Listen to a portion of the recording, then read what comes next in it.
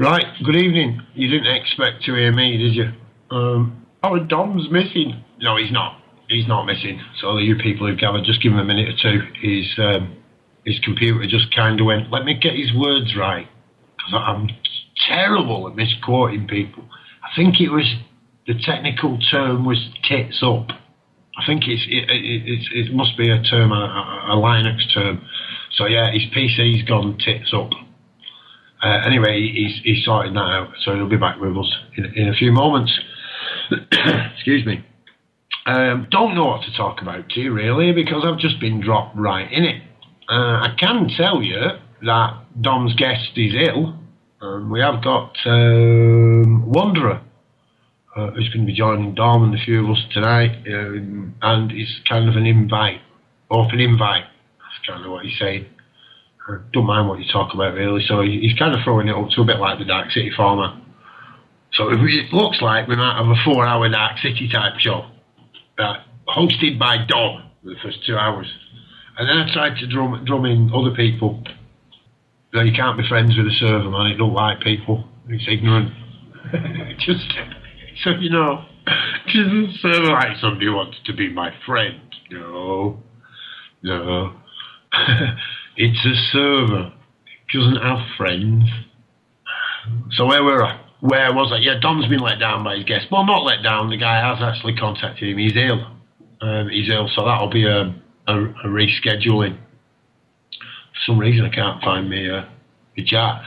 The Linux server, we're back on Windows for the time being. Did work. It was good, but we've got to do all the updates, make it all stable, and get a backup for it, and then we'll be on there full crack. So that'll be great. It's really good to actually get that working. That's my big news this week.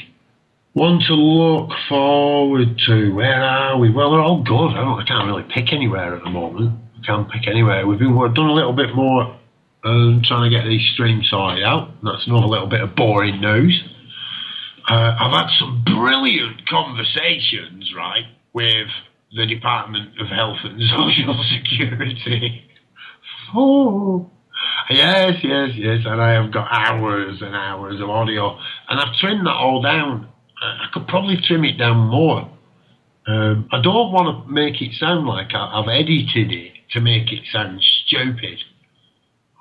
So I've managed to get that down to, I've got one phone call at 7 minutes, and a collection of phone calls at 17 minutes. I just, can I pity anybody, mate, that's taking any kind of medication to be able to navigate through what's going on with all that at the moment? It's just nuts. So yeah, it's the UK's national punishment time, right? If you're not actually, right, being abused by the government in some way at the moment, right, can you let us know? We'll send somebody round so you don't feel left out. Preposterous, isn't it? So I'm going to try and pull his lordship, pull Dom back in and see if he's managed to reboot his machine. He said it'd take him 2 minutes. That was 6 minutes ago, but we didn't have any pink champagne or blue M&Ms for him. Are you there, Dom? Oh, Dom, are you there? I am. Can you hear me? Yes, loud and clear, mate. Loud and clear. All right, brilliant. Right, I guess the show has started already, and don't blame you for starting without me. I would. Well, have you explained what tonight's about and what's going on? Yeah, roughly. I just told you. Yeah, just start again, Dom. They want to hear you. They don't want to hear me. They want to hear you. Okie dokie. Hang on. Can you carry on for 1 second? I've got this call.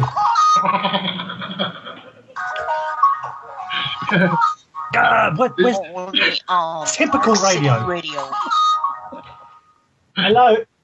I love this, mate. Speaking. It's cool. You can't get any better than this, can you? This is free for all. All right, Danny. This is live on edited radio. Introduce yourself, Wanderer. You might as well. Hey, how are you guys? I'm from Canada. Danny, I'm on radio at the moment. Yeah. Are you on Skype? Have you added me on Skype? I don't think you have. All right, I'll text you my details now, and I'll bring you in. We got Ceylon coming on first from Get Out of Debt Free and a few people on, but like, I'll text you the details, add me, and I'll pull you in. I don't know what to say. Every time I begin to say something, he shouts, "Daddy! Daddy!" All right. I'm going to tell him that I'm going to pull you in the call. Brilliant. All right, then. Bye. Right, hello, guys. Sorry about that. Don't you cast your sorrow at us, sonny. Right. Now, basically, because the guest let us down tonight, he contacted me at the last moment and said, like, he's had food poisoning and he's ill. So we're going to have a variety of guests on tonight. One of them's going to be... We've got a few people actually waiting, like Soul to Soul's going to come on at 8. We've got one of my friends' dads from Facebook's going to come on and have a little rant. We've got a guy called Wonder from Canada. We're going to have Ceylon come in, who has got an update of something that's gone on, and it's gone a bit pear-shaped for the Get Out of Debt Free guys at the moment. So I'm going to pull Ceylon in pretty instantly. And I'll let Ceylon explain what's been happening, because I haven't had time to have a look myself. And as soon as he's in the call, he'll explain that, and then we'll take it from there. And then I'm going to send a text message to our friend Danny Shine of the ex-Love Police, or however you want to put it. And Danny will be coming in a bit for a chat. He just phoned me up and pretended he was Mannie Sher of the Tavistock Institute. But we like a bit of Shine humour, so he'll be coming in very soon. Are you there, Ceylon? He's just connecting, Dom. Give him a second. He's got bubbles. Oh God, it's my hero, Danny Shine. Hi, Dom. Hi, Ceylon. Great to have you back on the show, mate. Yeah, it's been a bit of a random one. I was just saying before I pulled you in, my guest let me down tonight, and it's just a random free-for-all where people are going to be coming in and out of the call all night long. So, okay. like, would you like to take it from the top? Because you said something's happened this week, which is quite disastrous, isn't it? Yeah. Well, actually, if you can just play a record or something for 2 minutes, because I was just talking to someone else. I've just got to go back and tell them that I'm on there, and they'll jump on and listen as well. Okay, brilliant. All right then, guys. So let people know, if you're listening to the radio now, then there is a little chat box in yellow saying click here for chat. And you can come and join us in the chat room and ask any questions you want. And if you want to call into the show, I'm sure Bob has the number there to read out, or Paul, or whatever he wants to call himself. Paul, would you like to give out the numbers if people want to call in? And Yes, certainly. If you're outside the United Kingdom, the number is 0044 161 298 0298. If you're in the UK, you just need 0161 298 0298. Or alternatively, you can get us on Skype by adding Bob's Backyard, and you can ask Dom or any of the other hosts as well. But if you add myself, I host the calls here, so I'll pull you in as soon as we can. And yeah, pretty much of a free for all, as Dom said. So yeah, please do so. That's Bob's Backyard on Skype, or 298-0298 Manchester prefix. yeah, now I'd like to explain to people, if people do actually want to come onto the show and contact me to come on, then like if they're gonna not come on after they've booked in, please let me know as early as possible, because when you're trying to book guests in and it takes a couple of days to sort it out and then do all the research, line all your questions up, and then they let you down at the last minute, it can be very hard work and stressful. And what I usually do out in the real world, by going up interactions with the alleged authorities and things like that, this is a new path for me, hosting radio, so it's taken up a lot of my time. I'm not going on the street as much and exposing the corruption the way I used to do. Now I've got a bit of a live audience. It's a way to take it. Anyway, we've got Ceylon back with us, so would you like to take it from the top? Yeah, sure. I don't know if anyone knows or not, but there was an eviction on Monday. We only found out about it Friday. It was down in Port Talbot in South Wales. I made my way down to it thanks to John for assisting me with travel costs. And I got down there Sunday night and stopped with some friends near there. Then we went up Monday morning because the eviction was due at 11 a.m. should I say. And there was 8 of us in total. John, who was in the house, we had 2 at the back gate and 5 at the front gate. At the front gate there was me, psychodriller, Gary Cavell. Who else? Oh, there was Rachel, Huey, and Kitty Bell, all from Get Out of Debt. These are 2. Obviously, Kitty Bell and Rachel are women. And at 11 o'clock comes, and the 3 bailiffs come down towards us, and 2 locksmiths. And as soon as they get to the gate, they start attacking us, dragging us, punching us, knocking us this way, knocking us that way. In fact, the bailiffs were, I've got to say, although they were there trying to get in, the bailiffs actually did what any decent human should have done in the end. They were that worried about the attacks we were suffering from these 2 locksmith guys that the bailiffs had to actually drag them off us. What, the bailiffs dragged the police off? No, it wasn't the police. It was 2. The police hadn't arrived at this point. These were the 2 locksmiths. Okay. They dragged the 2 locksmiths off us because they were kicking crap out of us. No way. And this is all videoed, I guess. Yes, yeah. Well, I had my camera and I was videoing all, and I'm getting. I got dragged into the stones on one side, and I managed to get back up.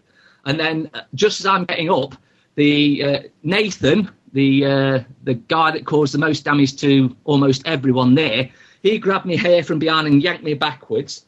It was frightening. I actually only 24 minutes past 11 that night, I actually realised I'd been in shock all day. And it was only at 24 minutes past 11 that I came out of it. It was a horrendous assault on innocent men and women. And the women got just as good a kicking. So, so the bailiffs turned up, the locksmiths came, tried to do the doors, a ruckus has broke out. And, no, there was no ruckus. We were just standing in front of the gate, not letting them enter. So they started grabbing, dragging, punching, throwing us about as best they could. Okay, and then the police turned up afterwards. We called the police because we'd been attacked. Yeah, of course. So what actually happened when the police turned up then? Then we explained to them that Fisher and Lightwood, law of mortgages, where it basically says possession can only be taken if it's peaceably. And we put them on, all of them, everyone on notice of this, including the police. And we did other... we quoted other statutes and acts that they are supposed, including the bailiff's rules, how they're supposed to behave. And the police were told all this. So it became a standoff situation then till approximately 3:40 in the afternoon. Then the police had come down. They'd come down and seen us a few times, and they come down and basically says, even though the warrant's stamped and doesn't have a signature on it as such, it's got a stamped signature, we're going to allow them to attempt to gain entry by whatever means they need. And, well, we said, well, you do know you are here to prevent a breach of the peace, to which they replied, yes. Now, this was either a chief inspector or chief superintendent, his mate, and 2, one copper and 1 sergeant. And when they started, by this time, of course, there was only 3 bailiffs originally. By this time there's 10 of them. So they're virtually outnumbered as 2 to 1 anyway. So the simplest thing and the easiest thing to have done would have been to 3 of us grab one of us, drag us aside, then the next one drag us aside, and then they could have got in.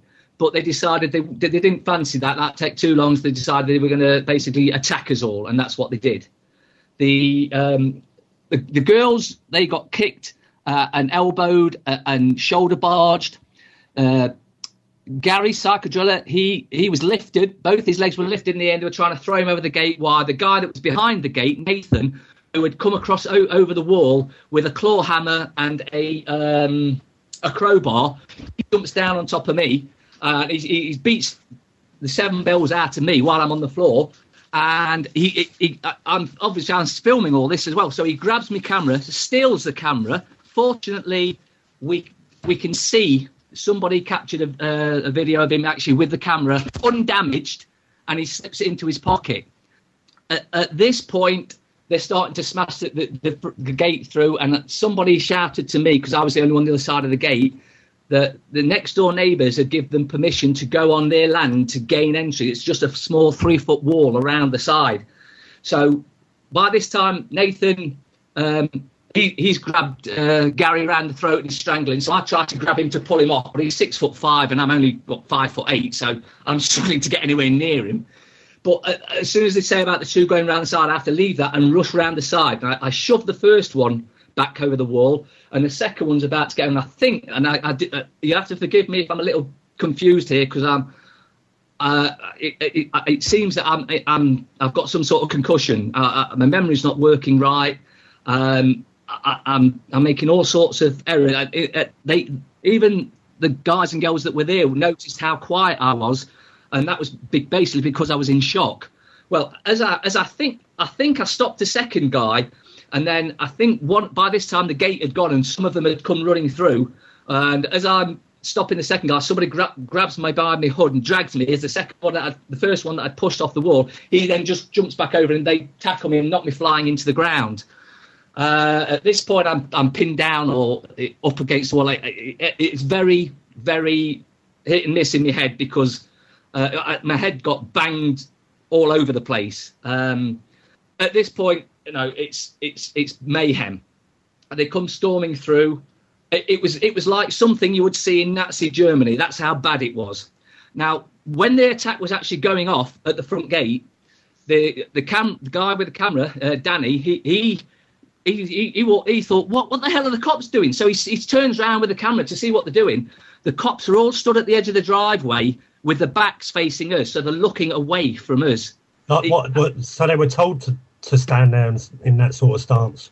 Well, I'm assuming they were told to stand with your back there so that we can't see anything that goes off. Now, if they've arranged this with the bailiffs, it was very, very dangerous. So any one of us could have been killed because of the amount of aggression that was going off, particularly by Nathan. He seriously looks like he's been on something, or he's a psychopath or something. Absolutely violent beyond belief. When he had me on the floor, he was telling me he's going to break my jaw. But I digress. And again, you have to forgive me for this, because my brain's still all over the place. They then, by this stage, have got the few, and they're knocking everyone out the way. And then Nathan's on the phone to someone, asking if it's okay to smash a window. Now, when I say window, it's like a window, but the size of a door, and it's got like, say, 10 or 12 panes of glass in it. And he's on the phone asking if he can.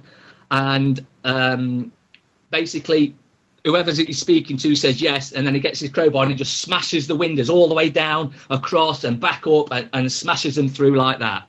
Now, even in their own rules, it says you're supposed to gain peaceful possession. And it was even asked of, because Danny turned round, and there was the chief inspector or whatever his mate there, the next one down from him, was there. And he says, "Is this peaceful possession?" And the cop just looked at him and just ignored him. At that point, of course, they went in and basically manhandled everyone out of the way. At this point, we're all suffering bruises, cuts, grazes. My head's still swimming all over the place. And so, we carry on as best we can, and we're asking the cops, why haven't they done anything? And they say, we'll deal with it at a later date, basically. Well, yeah, that's the point I was going to get to next. Now this has happened, what's the procedure for you guys now? Well, we're all talking about what we're going to do. We want to get the videos out as quick as possible. It will shock everyone that sees it by the amount of violence. And that's not from us. We're just standing there trying to stop them from getting in the gate, and they're just basically kicking 7 bells out of us. Bloody hell, it's a bit mental for you at the moment in Ceylon. It's I did actually venture out. My mate wanted to do some, the board lad that I do videos with, he wanted to do some videos with me today, and I said, there's no way. I mean, for a start, my face is a bit puffed up, and I can't really concentrate. And anyway, we went out for a chat and walk around, and he brought me back early because I was misreading words. I was forgetting what I was talking about. and I was actually unsteady on my feet, so he brought me back before I actually fell down. So this is going to be criminal prosecutions brought against the bailiffs, the locksmith, and the police. By the looks of things, is the only. Well, they're all guilty, every single one of them, and whoever gave them the go-ahead to smash that window through in the first place. Oh, it's like I'm just looking at this stuff, and this is one thing that I have been questioning him for some time, as you know, Ceylon. It's what we're doing is honourable and a good thing, but this is a very corrupt system that we're coming against. And are we actually, by our own honourability, our own heart actions, our own truth, actually bringing in more of a draconian state? Well, we know exactly what happened with the just 3 bailiffs and the 2 criminals. Because bearing in mind, I reported as soon as it had calmed down a bit, I went and reported the fact that Nathan had stolen my camera. And he said, well, we don't know it's stolen. They might not have permanently deprived you of it. He wrenched it out of my hand, and he was trying to get the memory card because of the first assault and, of course, the second assault that they did. So anyway, sometime, and again, you have to forgive me for the timing because my head's still all over the place.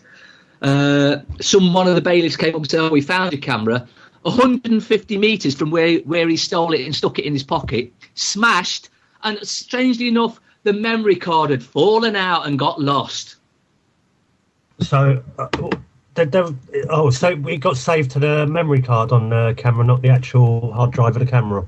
No, it was just a memory card one.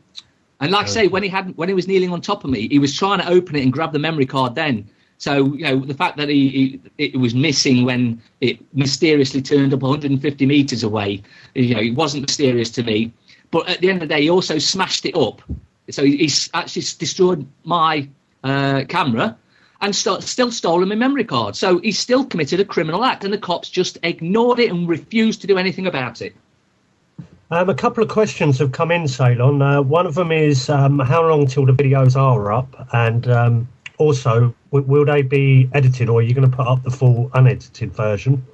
Well, as you can probably gather, the fact that they stole the memory card, I have no video footage. Danny, he's editing it, and he's only editing to put a clip out so far, just so that people have an idea of what they'll be looking for. Can I ask Danny who? Danny Bamping. Okay. A lot of people get arrested around old Danny Bamping, and I don't know what's going on here. But it's not looking good, is it? Did the bailiffs know that they were going to have a peaceful resistance waiting for them? No, that's why they only turned up with 3 and 2 locksmiths. Well, 2 criminals. I won't even call them locksmiths because they weren't locksmiths, they were criminals.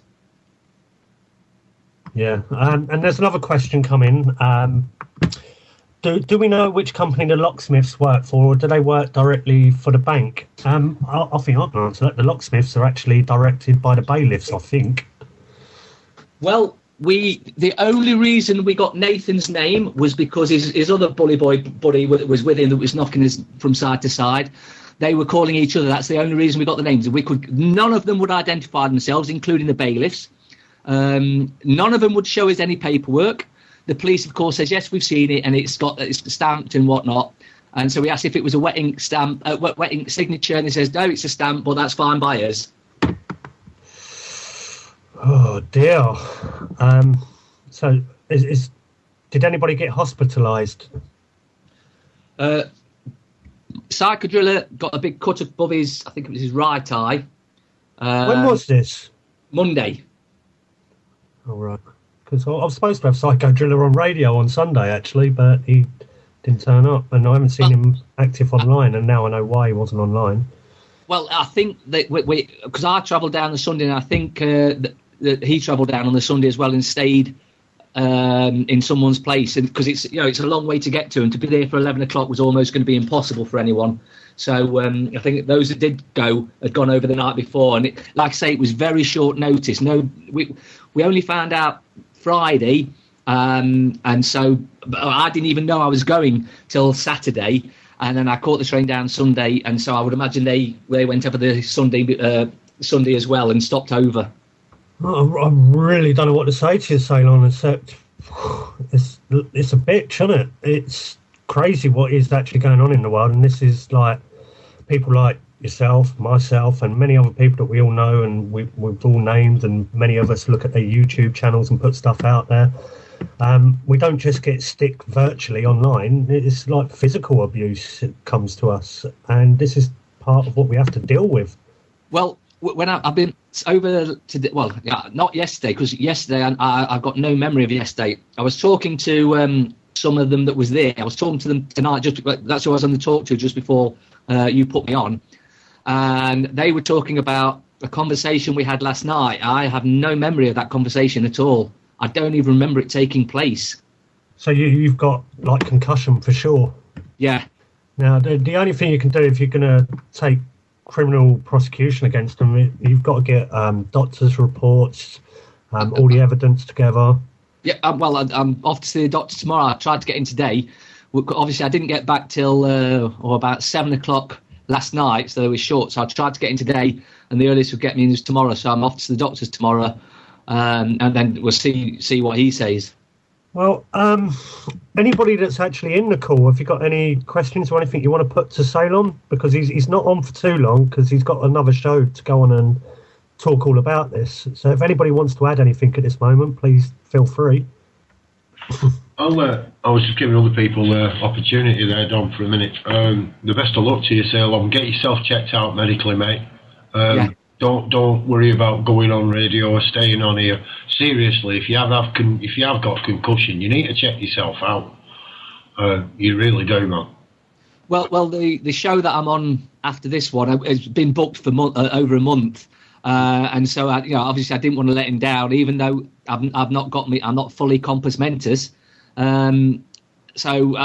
I'll have to let him know beforehand, because there's things that happen. It's like that part where I was telling you where I shoved the bailiffs back over the wall and then the attack. I'd forgot all about that until today.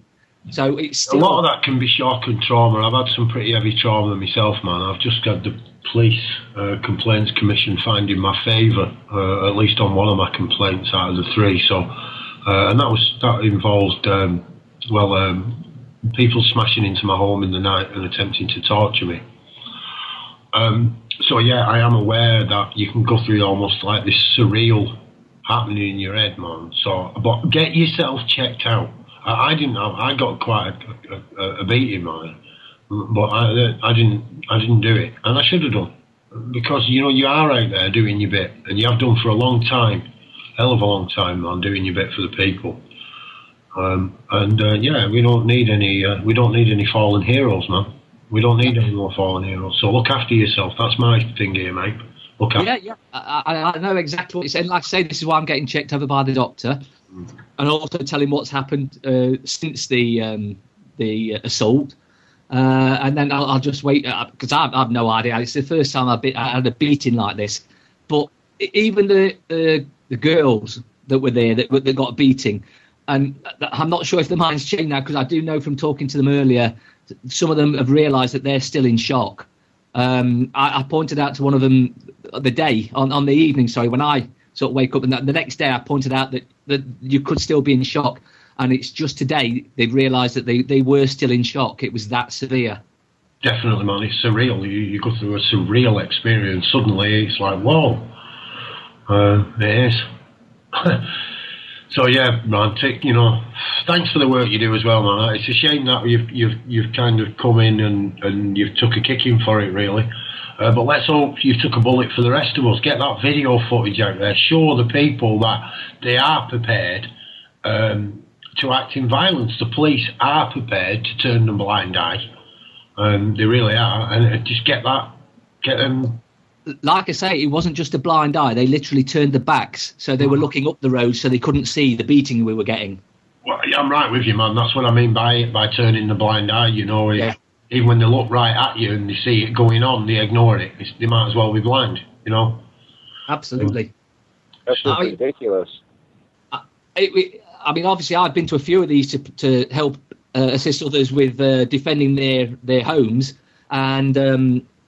So I know that they can get a bit tasty, but I've never seen anything to this extent. And the only reason they did it to this extent was because they outnumbered us 2-1. And they, like I say, it could have been dead simple, just drag us away one at a time, and then someone hold us on the floor or something. But no, they deliberately went in. They wanted to give us a good kicking. That's the only way, the only outcome I can see from the way they did things. Yes, so I don't follow all this too much. I mean, I've got all my paperwork. I heard your show, you see, with Dom a while back, and I've started to get onto them to try and get documentation and stuff. I'm not in debt or anything like that with mine. I've managed to pay it, but I'm realising that I don't really want to support the murdering bastards. To be honest, it's just on that. I kind of, although I don't agree with what Roger is and the people who are behind him, how he made that stand. What the point he made on not paying his poll tax because it's being used to fund illegal war, and I subscribe to that. I do. Yeah. Well, you have to step back because you don't want to be complacent with all that. Exactly what you're saying. You don't want all your money to be funneled into all these illegal wars and all these murders worldwide. Absolutely, and I'm 100% in it. And I hate actually buying things from shops because of the 20% tax that I know exactly where it's going. It's going to kill some innocent child or woman or man in a foreign country simply because they've got oil or gold or drugs on the land. And that's all it's about, money to these egotistical, psychopathic, murdering, lying, cheating killers, basically. And of course, they're all the paedophilia that's all involved with them all is a bonus to them. Yeah, it just seems to me, I'm unsure what's going on in the world with like all this rebellion action going on. And as we saw with the Occupy movement, was just heavily orchestrated by the governments. And it's starting to make me wonder about all this lawful rebellion information, where it shot up from and why it went all viral. Are we actually going to seriously bring in the New World Order plans of total domination by our own actions, the people rising up and protesting for more rights? When you look at something else that's been in the news at the moment, or it's gone now, the meat scandal of horse meat in Tesco's and Iceland and all the rest of it, all the people are rising up going, that's disgusting, you can't put horse meat in there when it's got beef written on it. And if you read all the papers and read between the lines, it's quite simple. All they want to do is toughen up and make the regulations tighter. And this is all like in line with Codex Alimentarius and Agenda 21, where people are going to need literally a license to go to the toilet. Yeah, absolutely. And I think a lot of what's going off, it may even be planned by them. And the only thing is, I think they have actually lost control. They've started so many things. For instance, like you pointed out, the Occupy movement. They started so many things that have just run away from them, and they're actually shooting themselves in their own foot. And I think they've got to be really cacking themselves at the moment because so many are waking up. And you don't need to know all the stuff that likes of us know. You just need to know, and I think everyone knows, that the government's corrupt, the police are corrupt, the courts are corrupt. It's all corrupt. And you just need to know that much. You don't have to have the knowledge that likes of us have. Just wake up from the fact that everything is corrupt and we need to end this system and not replace it with a new world order. Yeah, but that's the plan, was to make this go crazy and then end the system like you're talking about and then drag us into the new world order. I wouldn't be surprised in the slightest. The only thing is, once that enough have woken up, it won't happen. It just won't happen because that many will be awake and being aware of what their plans are. I believe that inside every one of us there's love and peace. And I mean, if you check out someone runs a YouTube channel and puts my stuff up, Sri Lanka Sea, all one word, and all the stuff that we talk about is. No, there's a video on there where I'm talking about governments and wars, and you're talking very, very unrash. You're talking very real, but I'm guessing you ate supper tonight, right? You guys are going to box us in by taking away our food. Oh yeah, absolutely, and I'm fully aware of that. And but once that happens, all these nice people aren't nice anymore. Well, that's maybe what they want you to believe. I know that if I've got spare food, I will share it with my neighbours. But yeah, we're almost a rule to the exception. That when a group of us are together talking about trying to change the world, quote unquote, the world isn't made up of us. We're not all blue pegs. We're all different colors, right? And the majority, the 70 or 80%, they're under mind control or whatever, and they're all handled. Possibly, but I'm also very aware that even those that insultingly, in my opinion, called sheeple, even they know something's wrong. They just don't know what it is yet. Everyone's waiting to wake up. They know something's wrong. They just don't know what it is. And as soon as they get an inkling of anything that it is wrong, that's going to be the key to them waking up. And when there's enough wake, and it must be very close to that point now, a critical mass, it must be very, very close to that point. Well, when you look at it, well, yeah, but like when you look at what's going on within our circles and the amount of people giving hits to websites, you can see that this information is flooding the market as such, and there's a lot of truths out there, or people telling truths, and a lot of them I've looked into so much that I can only hold my own truth. And like I've had debates with people, and they're saying, well, truth is universal, and I totally disagree. Let's say that we've got a meal in front of us, and we both eat the same meal on the same plate, and it doesn't matter what cutlery you use. I might taste it completely different to you. I might like it, you might not like it. So who's telling the truth? Well, exactly. It's your own version of whatever the truth is that you want to see it to be. So it's subjective, and we've got to find a universal solution rather than a universal truth. And what's going on is people are trying to replace the old system with another system, whether it will be Occupy or OPPT, the One People's Public Trust, ITCCS, which is Kevin Annett's thing, and they all want to replace this system with another system. And then when people say, well, what's your solution then? What system would you replace it with? Well, there's only one system out there that you cannot really manipulate, and when they do manipulate it, that's how they get control. You've got Big Pharma, that they have manipulated the world of nature, and that's what they've done for their pharmaceutical industry to make billions out of it. So the only system that's truly in place that we could live with is nature.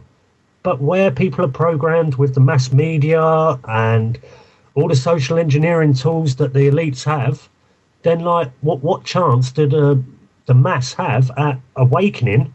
When you talk about this stuff on this sort of a level, a lot of people will just say you're a crazy conspiracy theorist. Yeah, I've no doubt they will. But at the end of the day, you've got to start somewhere. And unfortunately, a conspiracy theorist is a derogatory term used by the elite to attack critical thinkers. Because when you start thinking critically and weighing everything up, they want you to be looked at and thought of as a crazy nut conspiracy theorist. And that's just, well, we've undergone so much mind control. It's unbelievable. And if anyone's still watching the TV, well, unfortunately, it's going to be difficult for them to break out of their sleep. It's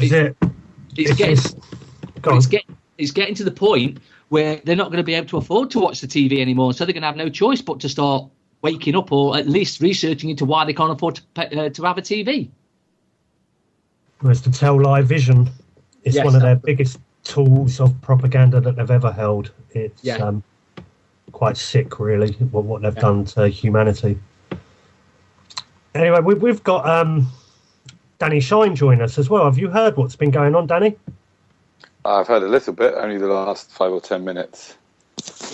Or do you mean generally if I heard what's been going on in the world over the last 5,000 years? Which do you mean?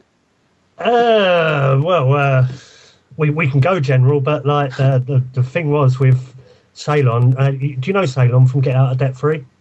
I've heard of Get Out Debt Free. I wasn't aware of anyone called Ceylon. There was another guy that I'd heard of in John Bournemouth. Yeah, that's it. Yeah. Yeah, they're both great guys, and they've been doing I've been doing some stuff with White Rabbit. Okay, yeah. You know him? Simon. Simon. Yeah. So he's helped me out. How's that going? Oh, it was amazing. I've had some encounters.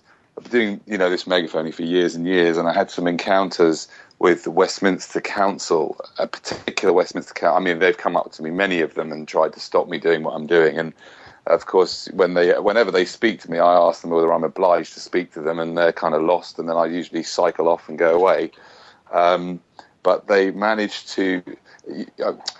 They basically a lot of what I've been sharing with you actually over the last couple of days with a couple of comments on your YouTube channel is for me. My spiritual state, if you like, or my way of being, is an important thing for me, and I've noticed it in my life. It plays out in my life, and if I'm centered and compassionate and calm, which is definitely not the case a lot of the time, then that creates certain things outside in the world. And basically, a few months ago, I was standing right outside Oxford Circus, and one of these Westminster guys came up to me, and I kind of blasted out through the megaphone, "Oh, look, the Westminster guy's coming up after me," and everyone around was sort of getting all excited, and that sort of started off a whole series of events where he obviously was out to get me, and they found this ridiculous bylaw. I mean, it is almost, it's a laughable bylaw. They've created a bylaw which says that if you sing or shout or do anything and it annoys one person and that person tells you to stop and you don't, you've broken one of their bylaws. Does that include an officer of the law? Well, that's a very good point. Exactly. Well, that's one of the many, many points I've got in my defence. Anyway, basically, this is what it said, and he came up to me once on the street. It's a bit. I'll try and keep it brief. But basically, he came up to me on the street, and he got this time, because I kept cycling off. This time, in January, he got 2 police officers to come along, and because I've on my channel, you'll see there's a film where it's about 2 minutes long, where a police officer comes up to me and I meditate, and in 30 seconds of meditation, I count to 30, and when I open my eyes, this woman, the police officer, is just gone, because I find that meditation calms me down, and then great things can happen. But I didn't do that on this occasion, and I was all riled up and got into a whole discussion with the police, and basically I fell for it, and I gave them my details because they threatened to arrest me. But little did I know at the time, I hadn't actually read I hadn't read it. I asked the police to read it, but I hadn't read it calmly myself properly. The actual statute bylaw that he'd produced on this piece of paper, and what it turns out is the offence is not making the noise. The offence is if you don't stop when somebody asks you to stop, right? And he hadn't stopped. He hadn't actually done that. He got hold of me, got the police, got my details, taken away the megaphone, and then they proceeded to. So they sent me last week. They sent me a summons to court, and when I received the summons, I could feel in my body. I started getting nervous and upset, and I could feel it in my body because it's me against Caesar. But I know from my last experience in court that there is no better way of getting to understand the system, especially the legal system, than being up against it. And now I'm very, very excited about the possibilities, because I've become aware that what they're actually doing is it's a private prosecution. I didn't really even understand what that meant until this week, and until Simon explained to me. It's the city of Westminster taking me to a private prosecution for a bylaw, and there is an immense scope here. And I'll just leave you with one thing that I ended up bumping into the guy yesterday who did this, and I managed to calm myself down. Had a conversation with him for about an hour. Really listened to where he was coming from.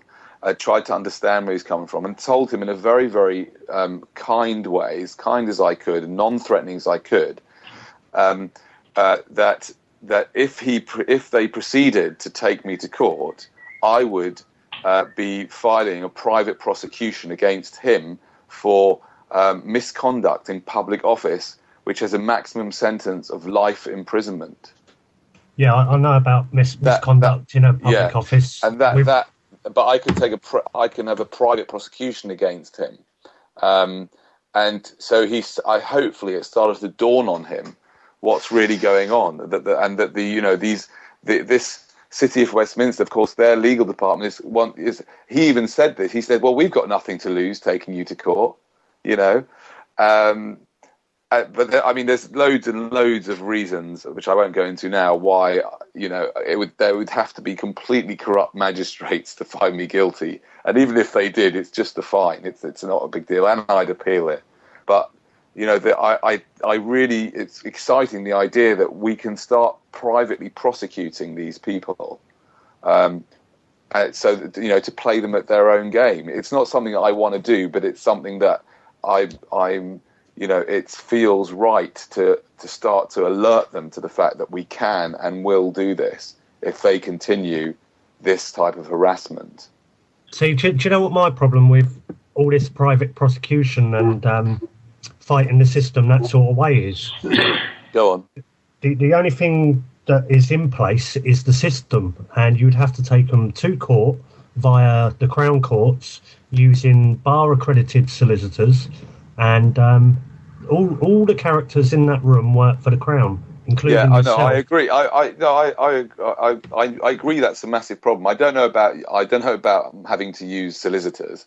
I didn't realise that in Crown Court you have to use solicitors. Do you? You can't. No, you don't have to. No. But, okay, no, I wouldn't. I wouldn't use solicitors. I'd never ever use a solicitor unless I found a solicitor that realised all the stuff that we know about. If I found a solicitor like that, which would be extremely rare, I've not found one yet. I think they do exist, but I don't know whether they're still working as solicitors. But if I did, yes, I might, but I wouldn't ever use solicitor. No, I agree with you. Of course, it's using their own system. But right now, I'm in a position where, I'm doing this megaphoning. And they've sent me a summons to court. So there's lots of different ways of dealing with it. And of course, I'm not going to. It's not my main deal to fight the system. I also want to see an end of this system. But it is part of what I'm doing, and the fact is, I am up against the system at the moment with this summons. Okay. Now, what you said earlier about the conversation that was going on via YouTube, it was quite funny. I posted up a video where somebody edited my video, which is called Bailiffs versus Person, LOL, and they edited out a tiny bit, which is me going up to the copper straight away, and he starts asking me questions, and I'm not answering his questions. Well, I am with a question, and then... Right. He basically says, well, there's no need to be rude. Right. And I say to him, well, I'm not being rude. And then, like, a little bit later, he doesn't answer my questions. And I said, well, is that not being rude then? And he goes, no. And then I was like, well, so you're twisting things then.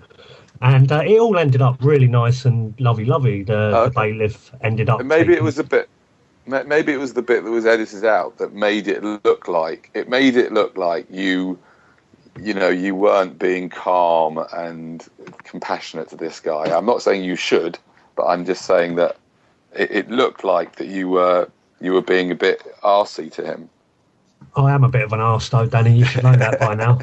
And then that was the thing. So like, I just bit back at you when you said, well, I think the cop's got a point. And it led up to the point about Mannie Sher. Yeah. You want to speak about that? Well, I'd love to get him on the show because I don't think alternative media, as it's put, really lets both sides or all sides of the coin being shown. Because I agree with you, and that's something that I'd like to, one of the many things that I'd like to do is to get an opportunity to get, different viewpoints, together. I could definitely contact him. I'm sure he would definitely take a phone call from me. I haven't spoken to him for many, many years. Whether he'd come on an obscure internet radio show, I don't know. Well, I think he'll remember me. I was knocking on their headquarters for 3 days until they answered. Yeah, but was it him that answered personally? Yeah, Mannie Sher come down. And that's the thing. I was shocked when it was him that come down, and that's why I came back to the Occupy Square, and 20 minutes later you turned up with your megaphone to talk about social engineering. So I came up to you, and that's how I found out that you knew Mannie Sher, because... Right, I literally haven't. I mean, you can either believe me or not believe me. I haven't spoken to him for years, but I used to be in school with his son, but that was like 35 years ago. So, or 30 years ago. So I haven't really had much to do with him. He doesn't live a million miles away from me, but, I haven't had much to do with him. He doesn't seem to me to be, some evil man that you seem to make out he might be. I'm not saying that. I reckon Edward Bernays had many friends. I reckon Freud had many friends, but... I understand, but Edward Bernays... I don't know. I might be completely wrong, but I get a feeling that what Edward Bernays was saying and what he would say, I think. Is Danny there? No, I think he dropped. Oh, maybe we said Tavistock one too many times. Circle. Well, we'll try and get Danny back in for everyone, because I've got many more questions. This has been quite a nice random show, but we have got quite a few people actually in the call with us, and if anybody would like to add anything at this point whilst we're waiting to get Danny, please feel free to start the conversation over. I'm trying to bring Danny back in for you now. That was a bit surreal, wasn't it? I must admit. I'm really humbled by Danny Shine. He called us obscure. I mean, this is from a man who wears a balaclava and shouts at people with a megaphone on the street. Wonderful. What an accolade we could have had from Danny there. Well, Mannie was up. Well, he did actually have interviews with part of the press team of Occupy, so it would be nice if he could come on and basically explain what the Tavistock Institute is from his angle, being right at the top of it, and hopefully we could have a really nice debate. And if it's supposed to be alternative media, and what I'm noticing with a lot of these alternative medias is Danny's trying to call me in at the moment, so if you want to call him back in, he should come in. No. What I'm noticing with all these alternative medias is basically they'll have people on their show, and they'll just agree with them and give them a nice big ego rub, and that's not what I'm about at all.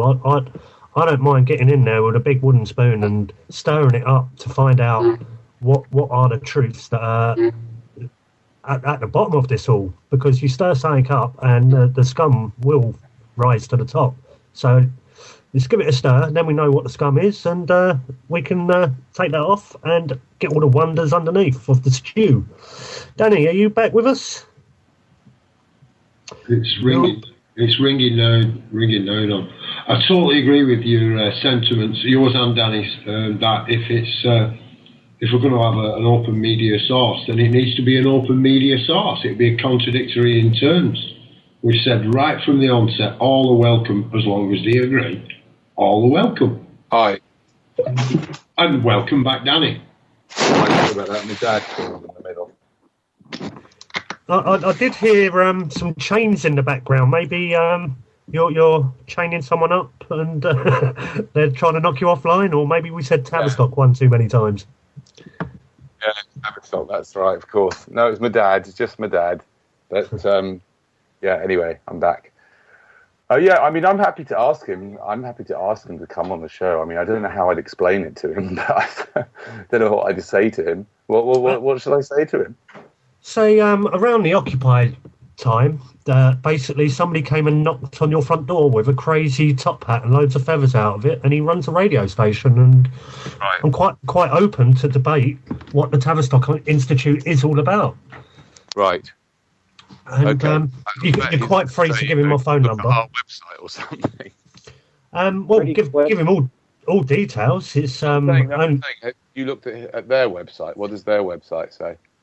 what the Tavistock Institute of Human Relations. Yeah, I haven't looked at it since Occupy, to be honest. But if you go and have a look at the Tavistock Institute's actual website, it is a very interesting website. Mannie shares on there. It's got all his credentials. It's got a lot of people that they big up, like Huxley and Orwell and all these types, and Edward Bernays, who is. Are you serious? Pardon? They big up these people. There's definitely. I remember Orwell on there, which is quite a shock, because when you look at something like 1984, Orwell would truly be proud that his book is spot on. His But, book is good. I am surprised you said it. And one of the points that you was pointing across to me was you were saying, well, do you think I'm a government agent, i.e. you, and maybe I should ground myself by talking to some of my friends, and then you mentioned Do, and I hardly know Do. I've met him I thought you did. I thought you knew him, that's all. No, that's part of the thing. It's like assumptions. People think that I know people really well because, like, there's one guy who's a well-renowned internet troll who calls himself Bada Bing, and because I connected with him, and everyone thought we were really good mates and distanced themselves from me when he attacked absolutely everyone around me. But like, people have realised that this sort of stuff does go on, and which leads to like undercover agents and trolls and operatives that try and do disinformation or distraction techniques and things like that. And these are found within all kinds of movements and protests, whether it be online or in the physical world. And if I remember rightly, you was telling me about somewhere you went abroad. This was, I think, about a year and a half, 2 years ago. Was it Israel or something? And you said some guy came up to you and introduced themselves to you, which you got a little bit suspect of at the time. Is that right? I don't remember. I've been lots of places and done lots of things. No.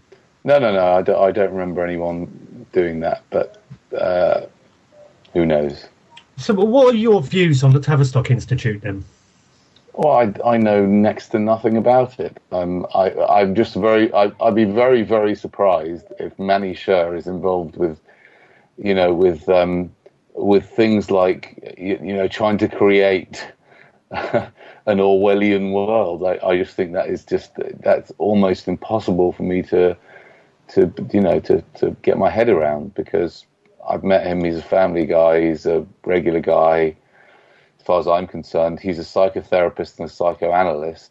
And Psycho the rapist? Yeah, Psycho the rapist. If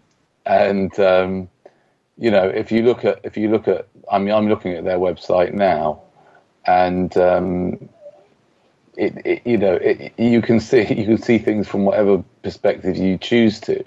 And here I think what he would say is that what he's involved in is trying to bring psychoanalysis and psychoanalytic thinking into the workplace, and that could be understood in ways like you're describing, mind control, but it could also be understood in understanding that actually underneath everything lies the subconscious mind, and in a way ties into what I was sharing before, which is that is that inside of me, how aware am I of my subconscious processes?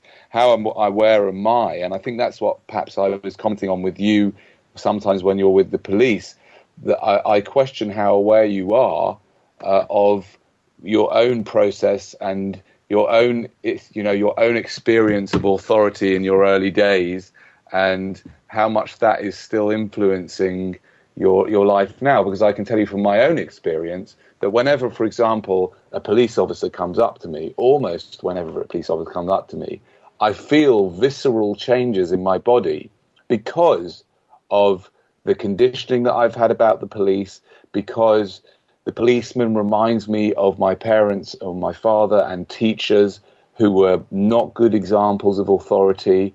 And I think that understanding information is important, because that's why when I remember, I count to 30 and close my eyes, which is a fantastic tool because most people can't handle that, just the quiet, yeah.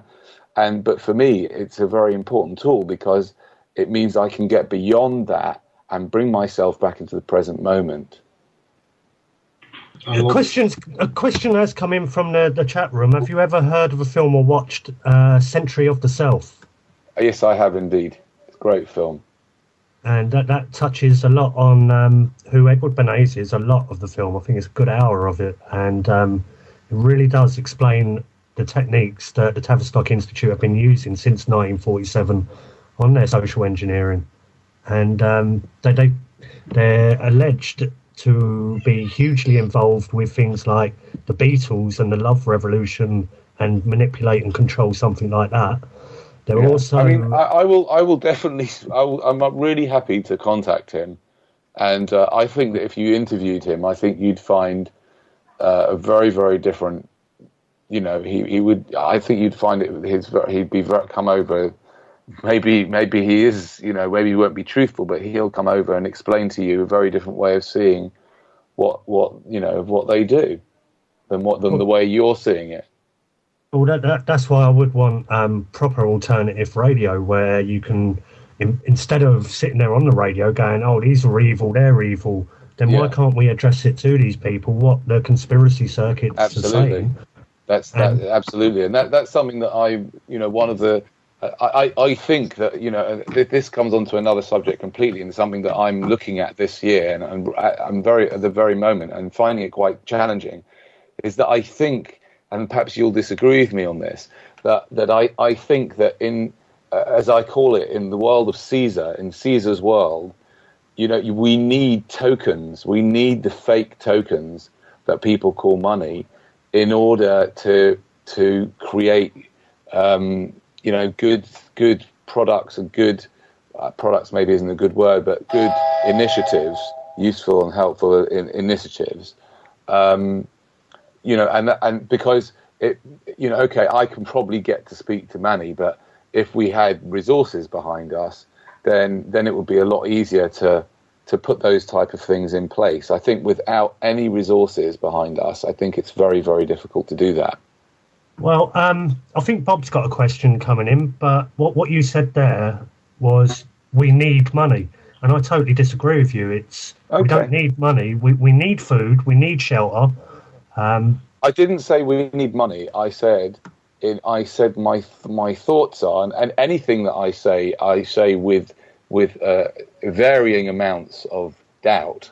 Most of what I say, but I said I think in order to create good and powerful and widespread messages and initiatives, I think we need tokens to do that. In order to do that, I didn't say we need money in order to live. I understand where you're getting at with that. I think that's what you're saying is that idea that we need money, that in itself is part of the system's brainwashing, right?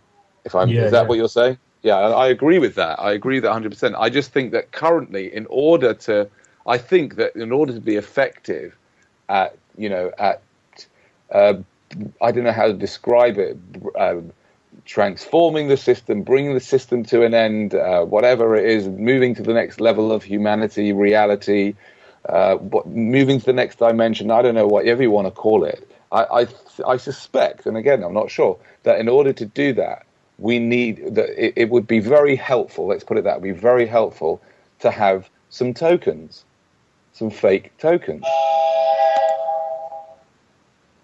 Bob wants to come in with a question. Where is that train noise coming from, by the way? That's my ring, a ringtone for my wife sending me a text message. Okay, great. Bob, Paul.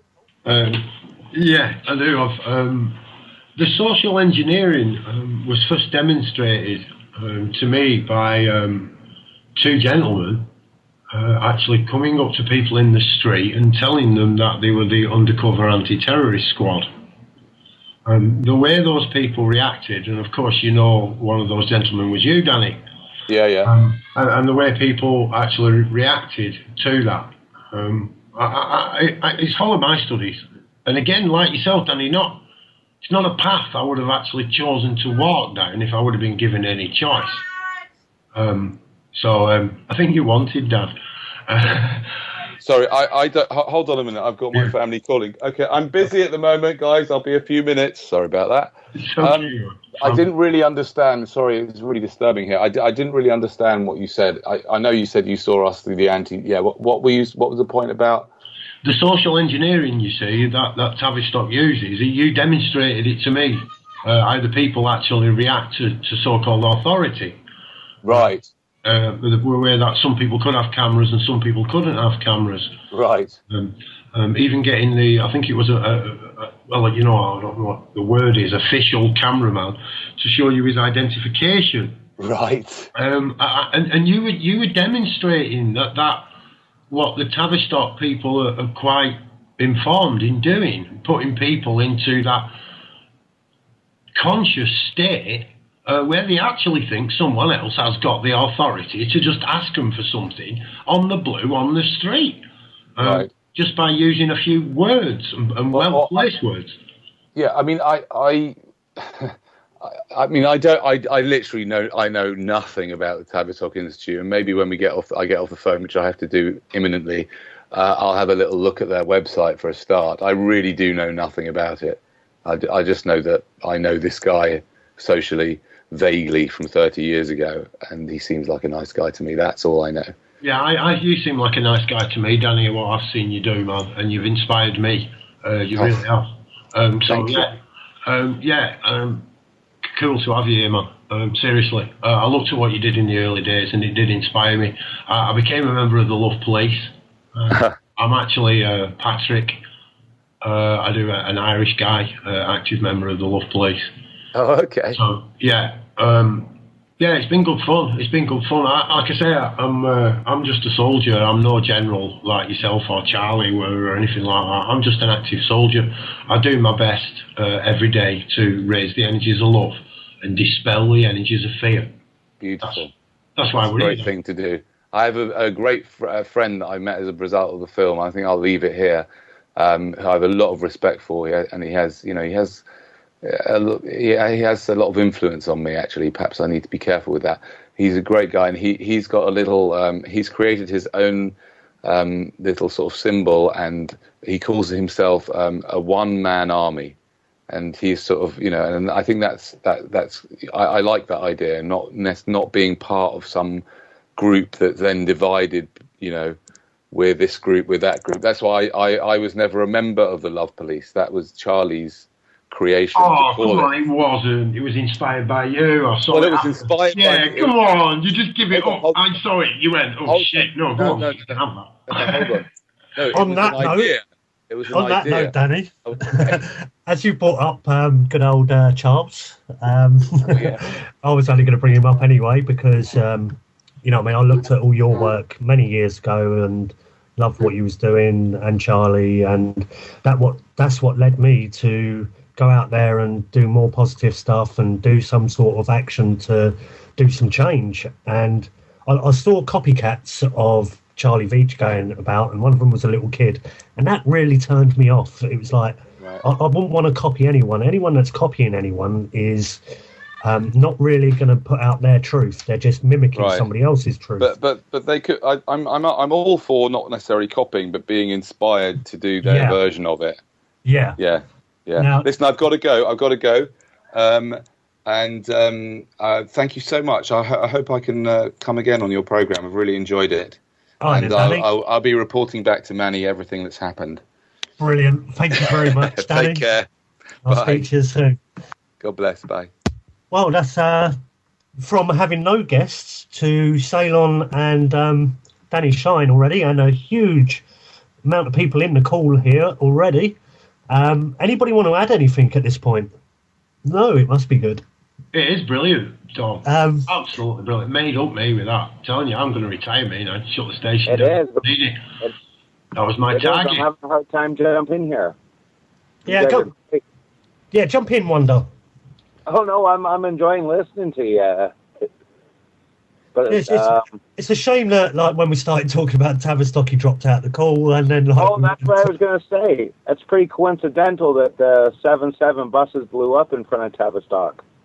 No, that was in Tavistock Square. Oh, okay. And then on top of that, 2 terrorists, or seemed to be terrorists, connected to it. They were arrested in Tavistock Place, up Ladbroke Grove. You've got all these signs everywhere. You know what I mean? I'm one that likes to look into this at a point of view. What I done after I was seeing all this stuff online of people being a lot more active, and it made me do it. I ended up coming back down to London, and I got involved with a place called Kew Bridge Eco Village, which when I first went there, it was wonderful. It was people sick of this system, rebelling against it, and trying to set a community up using all kinds of reclaimed stuff and trying to be as free as possible. But by the end of it, with the sort of people involved like Dean Puckett, Gareth Newman, and David Shaler. And David Shaler said he's going to come on the show at some point, and he's an ex-MI5 whistleblower who now claims to be Jesus Christ while he dresses as a woman and says 9/11's an inside job. So whilst you're saying 9/11's an inside job and then dressing as a woman and claiming to be Jesus, could really discredit the truth. Or Jesus might be the truth and 9/11 might be a lie. Who knows? But I'm sorry, I'm not here to follow you, Mr. Shaler. I'm here. I don't know what reason I'm here for, but what I'm doing at the moment, and what I've because I'm on this path, it's my path, my journey, and I've seen the corruption from inside the so-called truth movement, inside the so-called rebellious ones that are against the government. Kew Bridge was nothing more than another social engineering experiment to manipulate, control, and watch the rebellious people so they can evaluate them and write back to GCHQ. And that's what's taken me along this path of not really trusting any movement, because when you look at it, such as Occupy, they had the Tavistock Institute involved from week one, doing social dreaming events. So if you want to find out what social dreaming events are by Tavistock, it's actually on their website. But go and have a look up somebody like John Coleman, who talks about Tavistock. You just made me remember something else too. When the Occupy was going on, me and my friend Max Radical, we went to about 4 or 5 different Occupies, and a reoccurring theme was these guys want to change everything, right? But the 99% wanted to dominate the 1%, like the 1% dominated them. They don't want anything to change. They just want to flip the script. Yeah, and what I witnessed myself with Occupy at St Paul's in London, they missed the banking district by only about 100 metres, but that's neither here nor there. When you're having a look at a movement that's supposed to be a leaderless movement, and then all of a sudden in the first week, you've got all these people that self-appointed themselves in positions of leadership, but nobody was claiming leadership. You had general assemblies in the London movement were run by a woman called Saskia Kent, and she's a Common Purpose graduate, and Common Purpose are trained to be tomorrow's leaders by the government. You've also got the Tavistock Institute, as I mentioned, doing social dreaming. You had BBC there acting as protesters and running the press team, or let's say the mainstream media were running the press team. You had on the security team, there was a guy called Stephen Moore who runs a firm called Cash Flow Advice Bureau. So if you look up Stephen Moore, Cash Flow Advice Bureau, you'll soon see that this guy, he came to Occupy and he was a bit honest. You know what I mean? He said half the truth. He told everybody he was an ex-bailiff, so he understood a little bit about law. And he was an ex-bailiff, but he forgot to tell everybody the full truth. He's no longer a bailiff because he instructs bailiffs for the High Court. This ain't county court or anything like that. He instructs bailiffs for the High Court. These are the type of people that were running the show down there. So when I was down there exposing it and saying, look, the donation money is going to Climate Camp. Climate Camp's got huge links to being dodgy. You know what I mean? It's got Mark Kennedy, the undercover cop for 7 years, heavily involved. And he was going down to festivals and getting involved. And this was a long-haired, boss-eyed, hippie-looking guy. But this is an undercover cop who is for real in the movement. Like, you know what I mean? Why be part of a movement when the only truth is yourself? You be true to yourself, be true to the rest of the world, and then nothing can really harm you. If you don't become part of a movement, then if somebody's attacking you, they're attacking you for your truth. Stay true to yourself, and it can't really harm you. But if you're part of a movement or part of a group, and this group goes out and does some kind of action, then you've labelled yourself part of that. Like Anonymous. Anonymous is a great one to look at, because you can't label anyone as being the leader of that, and they're attacking the CIA and all these other big things and hacking here, there and everywhere. What a load of crock. All it is at the end of the day, if it was a social engineering program and they'd done all this huge kind of action, they could bring in all kinds of regulations on the internet. And not just that, Anonymous, that means everyone. Every single one of you will come under this banner because there's nobody to label it to. Well, their common purpose, their color was purple, was it not? What do you mean their color was purple? Like on their flyers and stuff, all their advertising, it was purple. They have had stuff like purple with like triangles around. I just watched a pretty amazing video. I'm going to put it in the text, but it had to do with the color purple and going back to Phoenicians, which is the originators of the color purple, and control of everything. Like when you're graduating university, you're wearing purple. All the top people are in purple. I'm going to put the video in the link. It's worth the watch.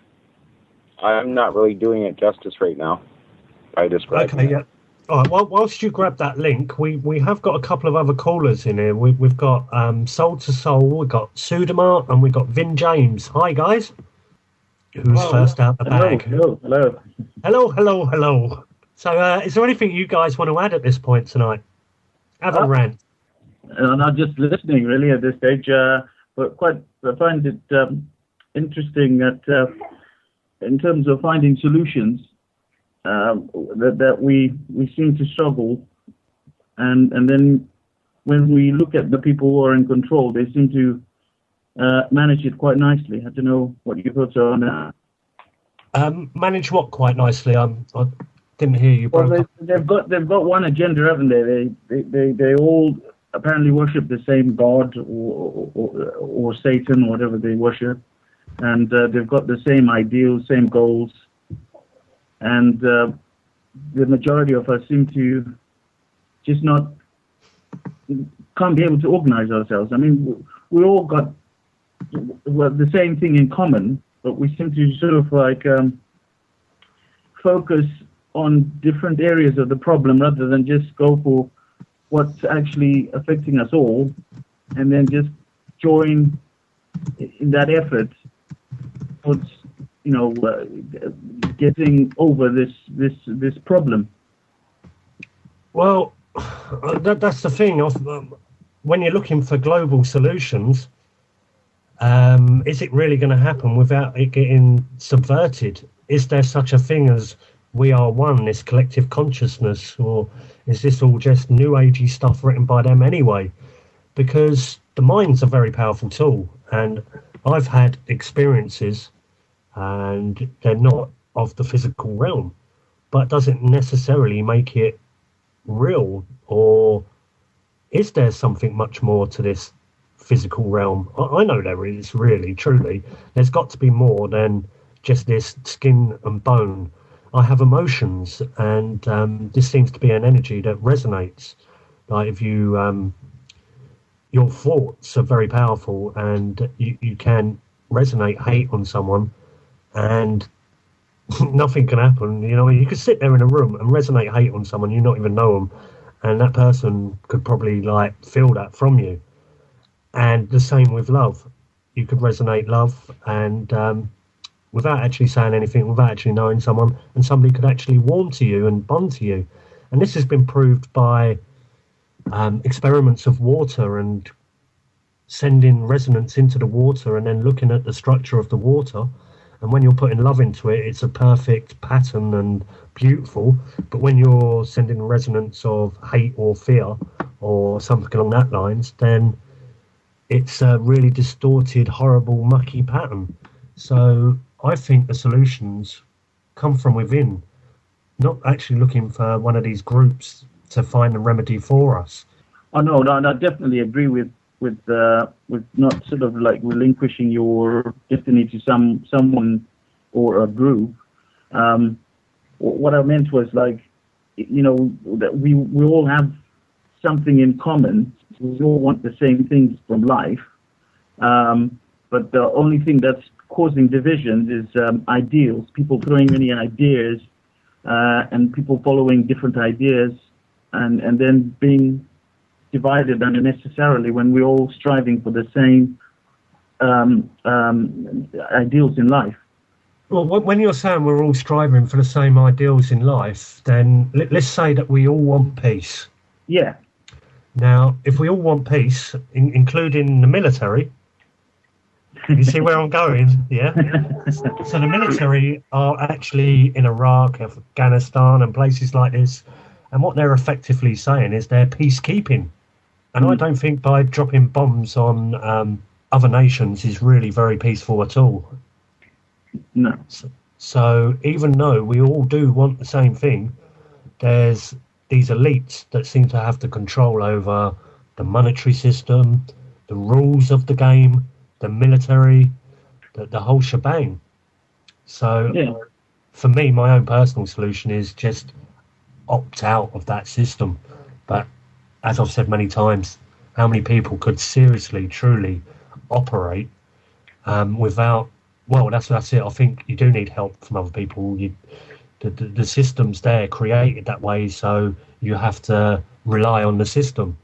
And when you're relying on money and you need money to live, then you're missing out on life, because you need people, you need food, you need shelter, but you don't need these pieces of paper that actually create debt every time you use it.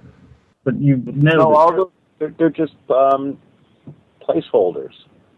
But everyone thinks they're this glorious stuff. It's this money, and all it is debt and just problems. It's not even. They're worthless. Sorry, my friend. No, that's quite all right. The thing is, like when you, I'll keep going back to this all the time, because there's so many people out there that are trying to do a good thing, and when they see something to be a good thing, then they'll join up to that. Like, I don't know if you know about this One People's Public Trust at the moment. This information's gone viral very, very quickly. Nobody knew these people, these trustees, when, like, a year ago, 6 months ago, and then all of a sudden these names are popping out of everywhere, and it seems to be a good thing. But if you go and have a look online, people are actually putting up YouTube clips saying, this sounds like a really good thing. I don't fully understand it, but I've served my notice. I'm going to do it. I'm going to help them out. Hang on a minute, you've put all your details down on this form and you've sent it off, which is going to go to a government department. Now, let me ask you a question. Did you fill out a census? And they'll probably say no, because they don't trust the government. So they didn't fill out a census, but they're filling out this form from a group of people that they don't know and sending it to a government body because they're looking for a solution. Now, when you've got these big think tanks and social engineers that gather information, don't you think they know how many people are rebelling and how many people are rising up, and they want to control this and orchestrate it for their own gains? Oh yeah, most definitely. I mean, like for instance, the most obviously they will be monitoring like activities on the internet, Facebook, and all those sort of social networks will be closely monitored, so they'll probably know exactly who's doing what. But I still go back to my previous point that as long as people are comfortable, there will never be any action. Because you look at people living comfortably, the last thing they want to do is upset the status quo, because to them life is perfect. They don't need to change anything. As you know, and that's because the middle class in the UK is quite a big one, and I really can't see, unless there's some sort of crisis that people lose their property on a mass scale, that there'll be some sort of changed in how they see how the system works. Yeah. So I suppose we're all going to strive on to just keep looking for the solutions for our brothers and sisters, and that's the only thing we can truly do. I may as well at this point, I don't know why I say this actually, I'm going to give a few shouts out to people, and we found out why Psycho Driller wasn't on Sunday, but the guests, if they are going to book themselves in, it would be really lovely if they do turn up on the day that they're going to say they turn up. Otherwise, the research that I'm putting in, because what I do is I book people in, like we had Danny Wilton booked in for today, and now this guy has put out a phenomenal amount of information, and I've been trolling over his information and looking into it and looking at all this, writing stuff down here and there, and it's a couple of days of solid work. And then he contacts me like, well, I've been contacting him every day, and then like he says, oh, I had food poisoning, so I can't make it, I'm really ill. And it's like, okay, fair enough, you've got food poisoning, but that means I lost a guest and we didn't have anything planned for the show. But I posted a message about to a few people. Ceylon, who I think's absolutely great, he had an amazing story to come on with. And then like Danny Shine phoned me up soon as the show had started. Didn't actually know he had my number actually, but not on that number anyway. But it's great that a free radio like this can come out there and spread their own information. But at this point, as I said, I may as well let guys know who we've got planned to booked in on my Gregorian number catcher. And if you don't know what a Gregorian number catcher is, it's one of these fictional little books with a lot of numbers in and a lot of stuff that's related to different types of gods. It's like got Four's Day on it and things like that. So on Wed Day, I think that's Wednesday, we were supposed to have Danny Wilton, but on Sunday this week we've got Neil Sanders, who is going to talk all about NLP and subliminals and messages that are put across on the mainstream media. And that will be great information. Like most of the people listening do know that the mainstream media use all these techniques. So we'll have someone on to explain exactly how they do it and what they're doing to manipulate. Then on the Wednesday after, we've got John Bide, who will be talking about energy and devices to try and not use the system as much as it is. And then we've got a whistleblower by the name of Tony Farrell booked in on the Sunday after, on the 31st, who will be talking about all sorts of things like 7/7 and 9/11. Then we've got a guy called Freeman Burt from the States coming on Wednesday the 3rd of April. And then we're going to have a really good show on April the 7th. We've got Charlie Skelton. Charlie Skelton is a freelance journalist who has wrote some big stories in the mainstream press. But don't fear, the guy actually is one of the only journalists I've ever met that I can say I trust and I like, because he took some information from myself and a friend of mine, John Witterick from Get Out of Debt Free, and he managed to get it into The Guardian. So when it went into The Guardian, their legal team saw what we said, and I was saying about the birth certificate being Crown copyright, and that's what makes you liable to that corporate system. And he put everything that I said about the legal system, he put that in. But The Guardian didn't report anything. Do you want to join in? Now, The Guardian didn't actually put anything in the paper about what I was saying about Occupy being nothing more than a social engineering project with Tavistock's involvement and Common Purpose involvement, even though I had the proof there, and it was so obvious. But the mainstream media were part of the Occupy movement, so they're not going to go and bite their own hand that feeds them. And then Charlie, a few years ago, got arrested at the Bilderberg meetings. And he went to a Bilderberg meeting and he was reporting and he was like taking pictures, and he got chased down and arrested. And then I think his wife got arrested the year after, or a couple of years after that at a Bilderberg meeting too. So this is not a bad journalist. It seems to be somebody that's quite a good guy. But he's going to come on and he's going to explain quite a few things. And then after that, which is the 10th Wednesday, April 2013, we've got Michael Doherty coming on, who has been doing private prosecutions against the police, and that's been a long struggle for him over the past few months. So that's the guest list that's booked in. Whether we'll have these guests or whether we'll have to fly it by ear each time is another matter. But if anybody's got any points of view they want to throw across or any questions at the moment, please feel free to do so. Hi, Dom. I'm back, mate. All right, mate. Who's that, Vin?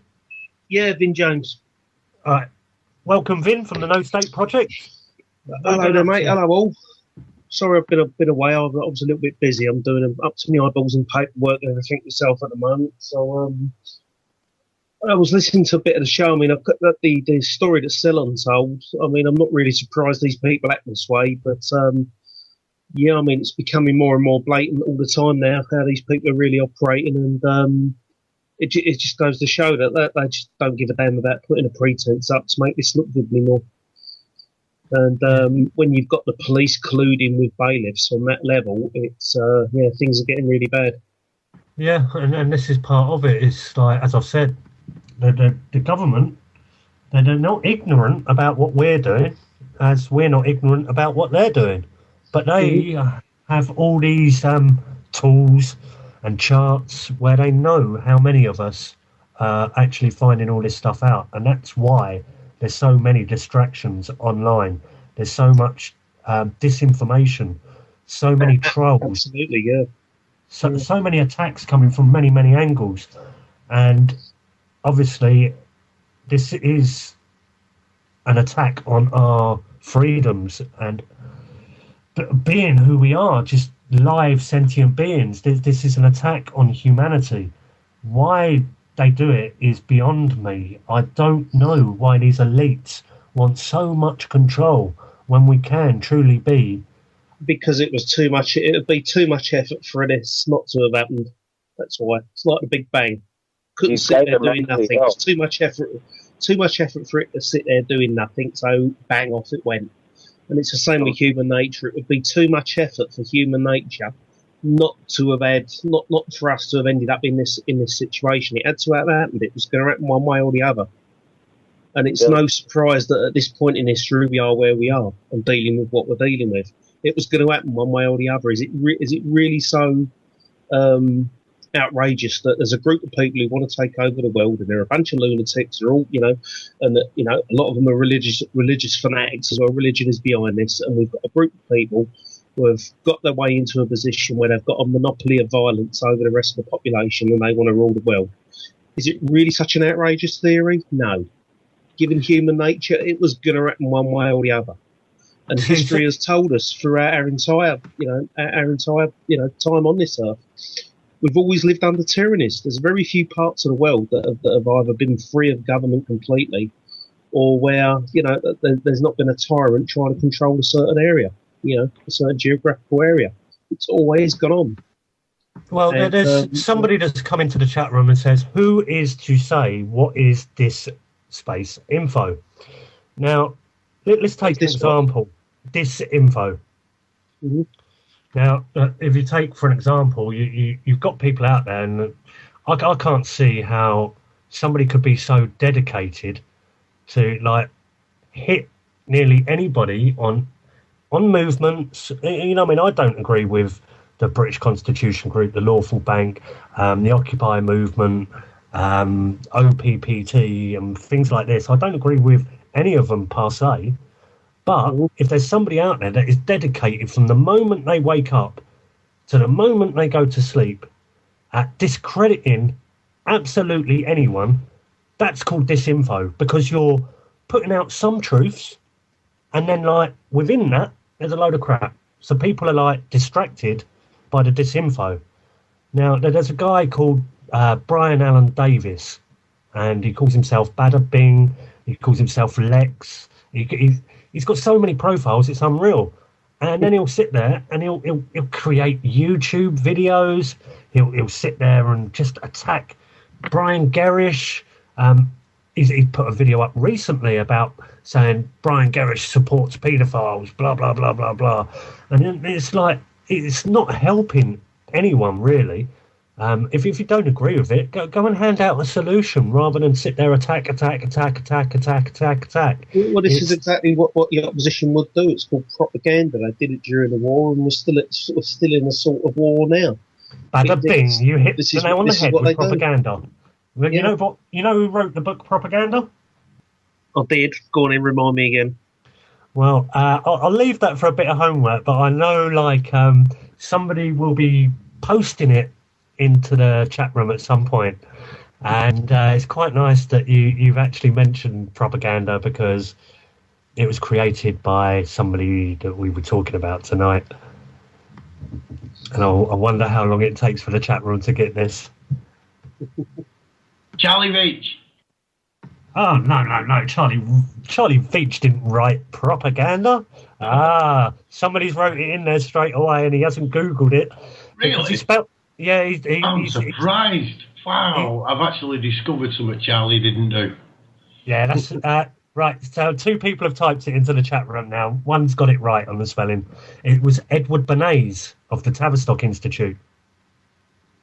When was this book written then? I'm not too sure of the year, to be honest. But I've got a copy of it. Yes, you can get free PDF of it if you just put into what Google. I remember, it was, I believe, during the First World War, there was a book written about it, and it was to do with someone who was actually something to do with the SIS, I think. The information could be incorrect on that, but I think it was basically the British Secret Services wrote the book as such on propaganda. And obviously, during the First World War, obviously there was a huge propaganda machine going on between, on both sides. So a lot of what they use against us now was developed during the First World War. But even then, wars that have gone on across nations all over the planet and what people do have to realise, have all used this stuff, these techniques. So. And what people do have to realise with a war, they usually think there's at least 2 sides to a war, and that there is at least 2 sides to a war. And the thing is, let's take World War II, and most people think it was generally Germany versus England. Oh no, it was all over the world. It was a world war, but like the 2 main parties at the start were Germany and England, but you had the same banking elites funding both sides. You also had them funding both sides, saying, look, there's that amount of money. Now you can pay us back with interest. Go and buy as much arms as you want. So each side still owes them the money, whether they win or lose. On top of that, they owe them interest. Now, the bank created this money in the first place out of thin air and goes, we're going to loan it to you, and we want interest back. So all the wars do is make a lot of debt for the banking elites, and debt equals control.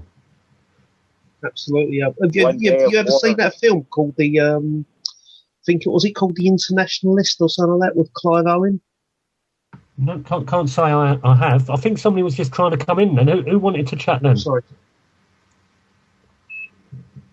Was it Wonder? Sorry, one day of war equals 100 days of peace and profit-wise. Can you say that again? One day of war equals 100 days of peace, profit-wise. That would surprise me. It's 100 times more profitable to have a day of war than a day of peace. Yeah. That's it. Mm. Yeah, there was a film that was made a few years back. Clive Owen starred in it, and I think it was called The Internationalist or something like that. I could be wrong. And there was a scene in it where a geezer was basically exposing a bank. The theme of the film was they would go, investigating a corrupt bank, and it was all about arms deals that were going on abroad and stuff. And what this bloke actually revealed during this scene, I mean, this was obviously made to take the piss out of us, but what he revealed during this scene is this is what the banks do. They sell out, they create a debt, they create a conflict, and then you lend money to both sides. And the one who wins is the bank, because now you've got them in your debt, you've got them under your control, and that's what it's all about. It's all to keep everybody a slave and to keep them in debt. And all the time they're in debt, you've got them under control. So, yeah.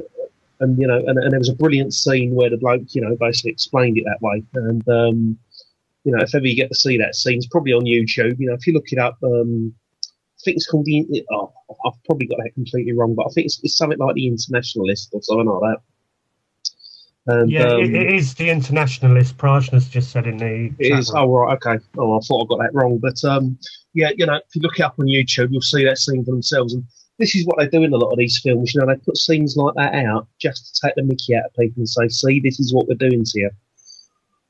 And they get off from doing things like that. Well, the thing is, I watched Total Recall 2012 the other day. And that's really interesting because compared to the old Total Recall, it's got hints that it's like the old Total Recall, but the way they talk about mind control in it, and that's exactly what they're doing to get these dreams and the rest of it. But I only saw half of it, so if you have seen it, don't ruin it. I want to see the ending. But another film that I want to see desperately to see how the mainstream and Hollywood have really gone to town on the new Wizard of Oz. Have you heard about this one? Oh, what, that new one with Rachel Weisz in that? What's it called? Oz the Great and Powerful, something like that new film. I can't remember what exactly it is, but it's this. I know there's a new film they've made of it, yeah. And it's supposed to be how the Great Wizard of Oz, or the little man behind the curtain, or AKA the bankers, rose to that position. And I really want to see that because, like, the Wizard of Oz was written around the time of the 1933 Bankruptcy Act. And if you have a look at all the symbolism that is within the Wizard of Oz, it's shocking that you've got a gold road going to Oz. Oz is symbolising an ounce. She used to have silver slippers, and this is silver and gold going to the bank to go and see the little man behind the curtain. But they didn't know it was a little man. They thought he was a great wizard who was controlling the whole of Oz. But it wasn't. It was just a little man. He couldn't even give the straw man a brain. The only thing he could give him was a certificate. So I love the way they actually either manipulate stories and put it out there to make the subconscious think, oh, that's a load of hogwash. Or are these people actually writing it to say, come on, guys, wake up. Something's going on around you. And I think the same about The Matrix.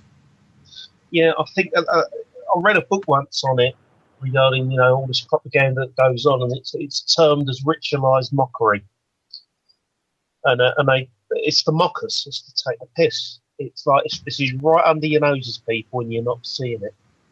Yeah, and that's why they do it. They seem to get off on.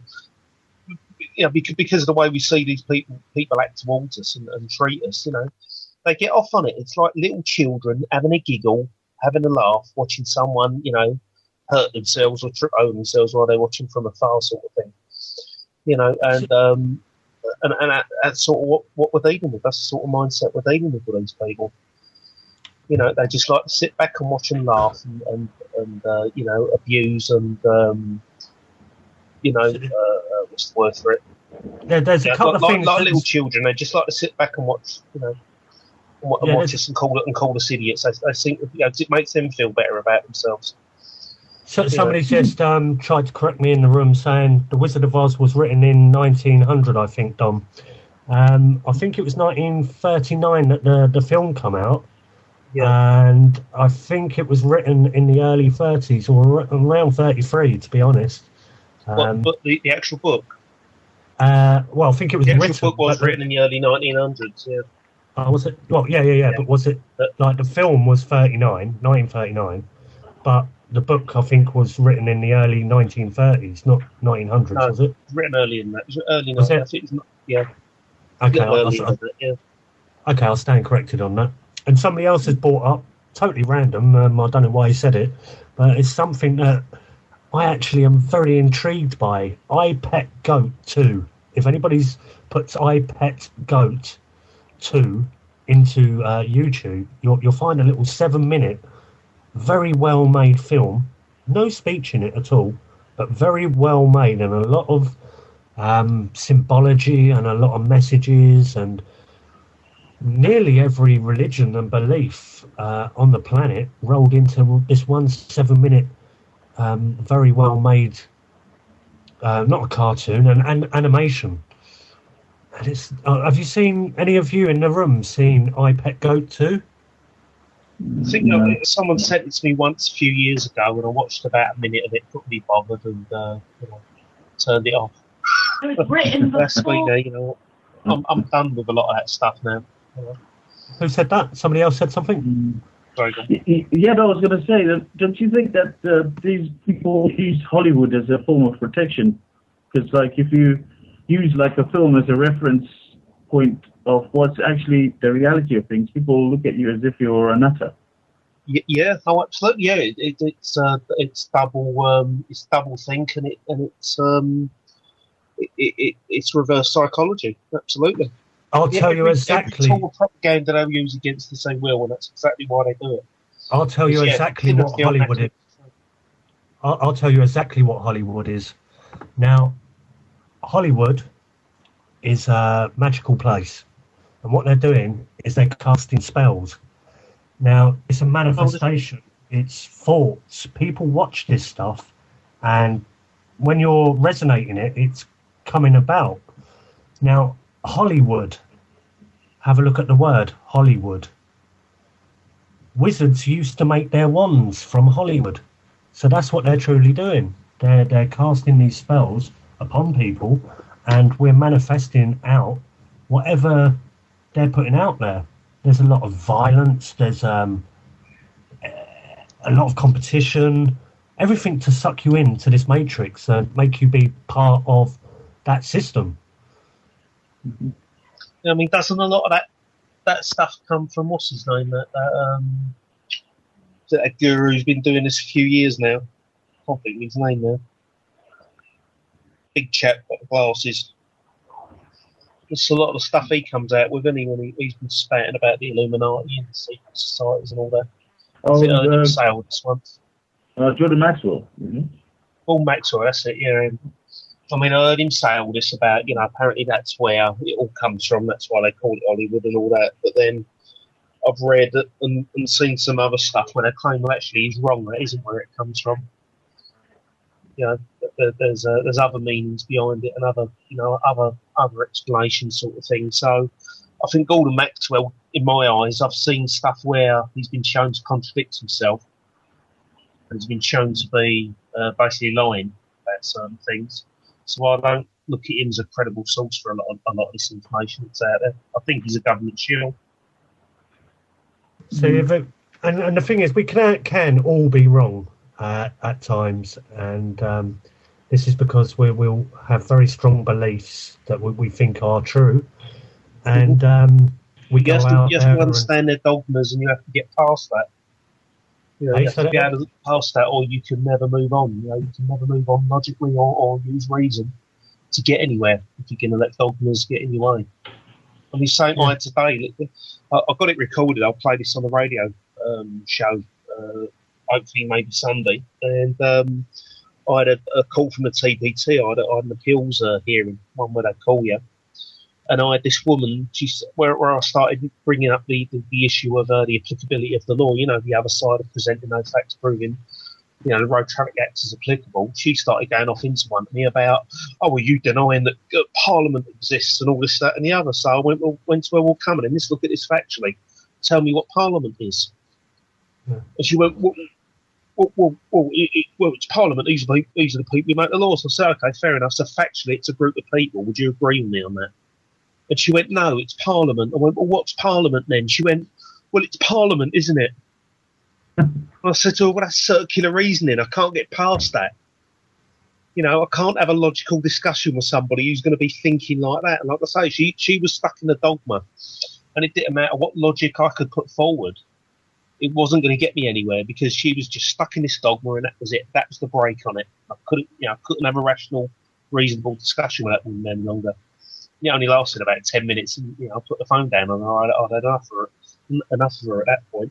But this is the thing, even people in the Freeman movement and the people who follow all the Dean Clifford stuff, they're stuck in a dogma and they can't get out of it. That's and it right. doesn't matter how much reason and logic you can put forward to them, they won't let it go. And that's the break. You can never move on until you drop your dogmas, you drop your beliefs. Can I one ask thing a having a question? belief. It's a quick question to both Vin and Dom. What's the difference between a free settler's status and a freeman? A free what? Free settler's status. If you were given free settler's status, is that the same as a freeman? I haven't a clue. Never heard of that before.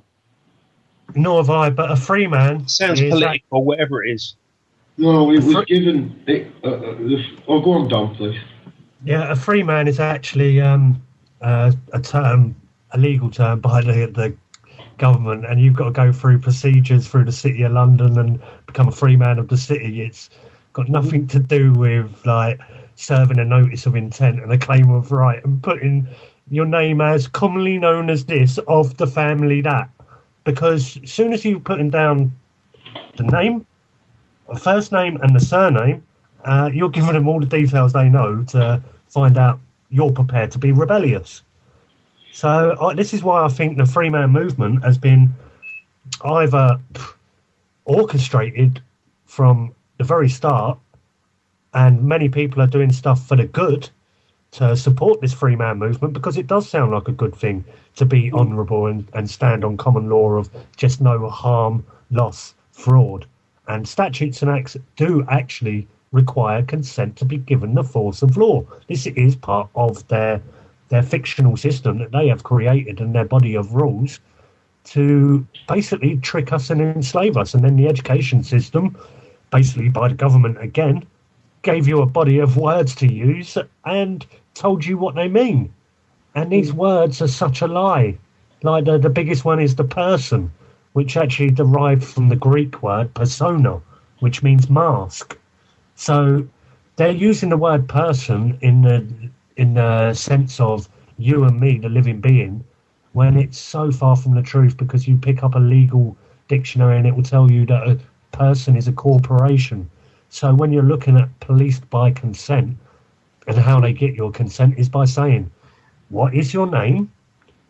So you give them the name on the birth certificate. Then you give them the date of birth, which gives joinder to that birth certificate. Then you give them a signature, and what that actually makes is a contract. So that's policed by consent. It's all done covertly. It's a little mind trick. They've been doing it for hundreds of years. Well, then if it's a trick, it's not a valid contract, is it? I mean, at the end of the day, there's no facts to back any of that up. That's the theory. That's the opinion on what they're doing with the alleged mind games they've pulled on us.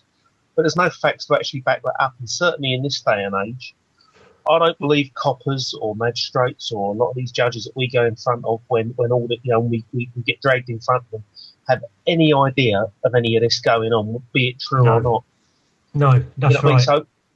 So it doesn't matter. I mean, it is a very clever mind game they've played on us, and yeah, it's probably now been revealed. That's maybe how it was done in the past, and it's maybe something that they did, and that's how they believe they've got control over us. But the truth of the matter is, they never gain control over us that way to begin with. Even if that's how, even if the people who created this nonsense, that's how they thought about it themselves at the same time. See how clever we are. We've got them believing they were persons and all that, and person bullshit. That's what they chose to believe. That's their little world, their little system. What the way they actually got control over us in reality, regardless of any of that, was violence. Period. A big shout out to Anthony, who's just done a little bit of research off his own back there. Person, noun, etymology, 13C. So I'm guessing that's the 13th century. From French, persona. From Latin, persona, actor's mask. So I thought it was from Greek, but seems to be from Latin. But I thought it was from Greek. But there you go. So we've only got like 1 minute left, and then what have we got afterwards, Paul? Reese is going to tape for us, I think. Hey, Reese, can you mute your microphone for us, sweetheart? Yeah. Thank you. You, Dom, you're doing it. I'm too tired to continue tonight, so I just thought I'd drop it in your lap. And we've got somebody calling in immediately, so we'll just carry on, mate. It's all great. Thank you. Okay, great. So like afterwards, we're going to have like the same old usuals of call-ins. Anyone can have a rant and come in and speak your truth. This is what Dark City's about. Paul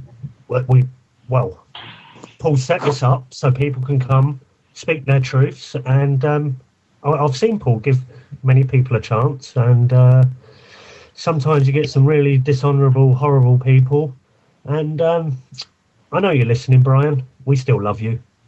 Anyway, that's Dom signing out for tonight, and the Dark City crew is carrying straight on.